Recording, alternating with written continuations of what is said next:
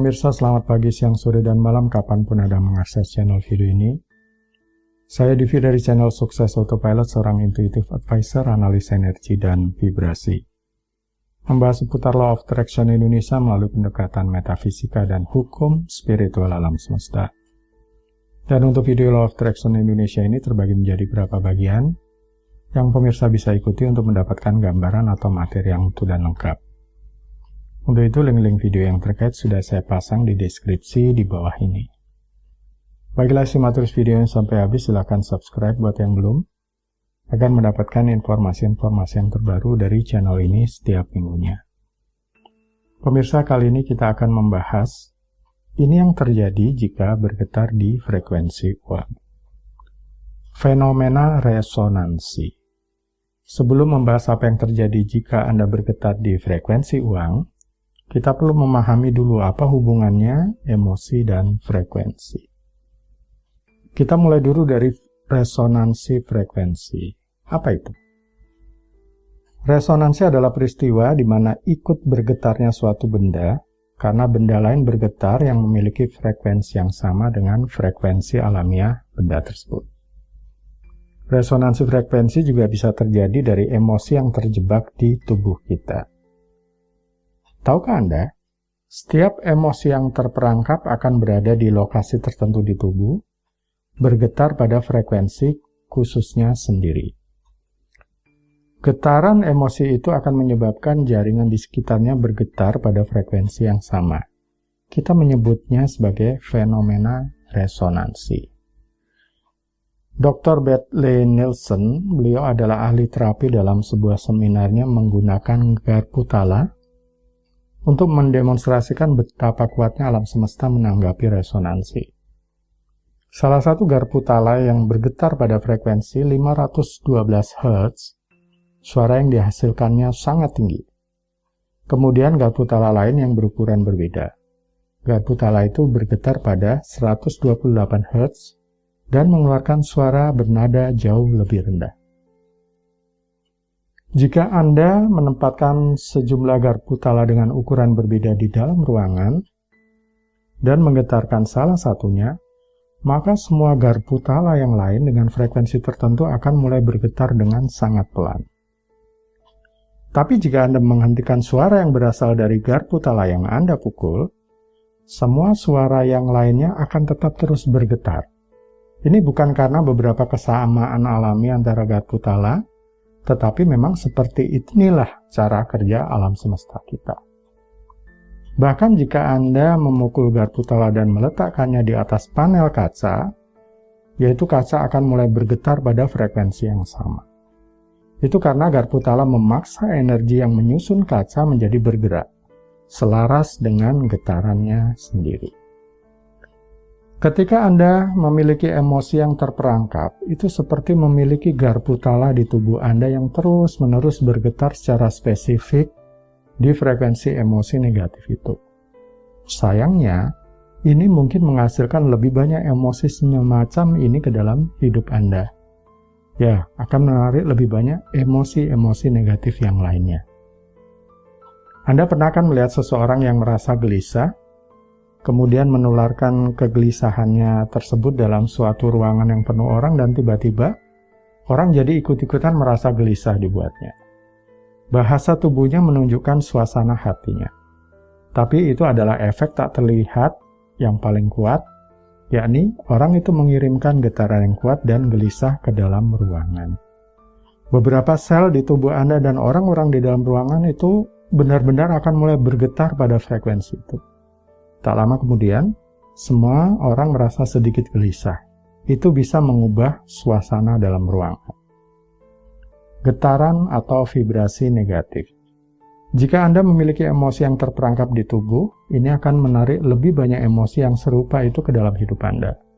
Anda juga akan cenderung lebih mudah merasakan emosi itu lebih sering daripada yang seharusnya. Anda dapat menganggap emosi yang terperangkap itu seperti bola energi, karena memang seperti itu. Emosi yang terperangkap memiliki ukuran dan bentuk. Meskipun mereka tidak terlihat dan hanya terbuat dari energi, mereka biasanya tampak bervariasi dalam berbagai ukuran.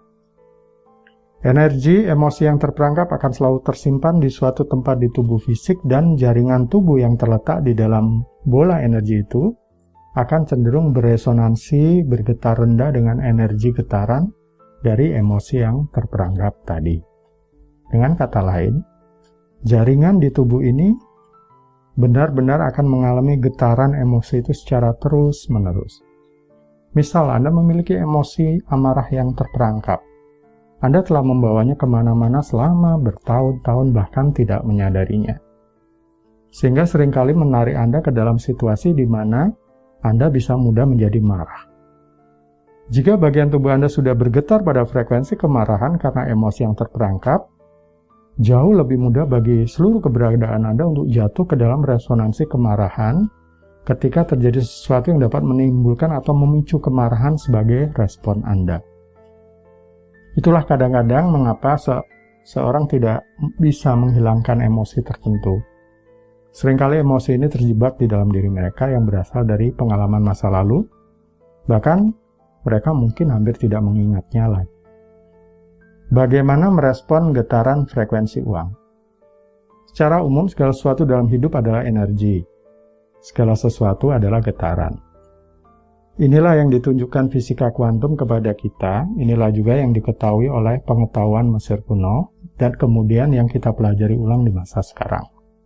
Sedangkan uang adalah energi, uang adalah emosi. Kita perlu memahami bahwa uang bagi kita mewakili beberapa jenis emosi. Jadi ketika kita berpikir misal, oh saya ingin menghasilkan 100 juta rupiah per bulan. Kita bisa mengatakan itu, tapi berapa nilai uangnya itu untuk kita? Apakah 100 juta rupiah per bulan itu benar-benar tujuannya? Jadi tujuan sebenarnya adalah emosi yang akan diberikan oleh sejumlah uang itu kepada kita. Atau emosi yang ingin dialami jika Anda berpenghasilan 100 juta rupiah per bulan.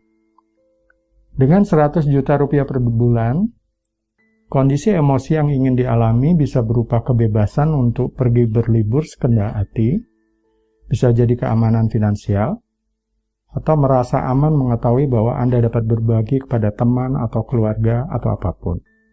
Ini mungkin mewakili kenyamanan bagi Anda. Ada berbagai emosi yang dapat ditimbulkannya.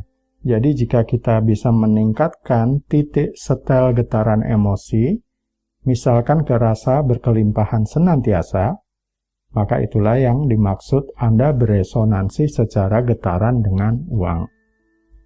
Begitulah cara Anda merespon frekuensi getaran uang. Karena rasa berkelimpahan selalu mendahului uang.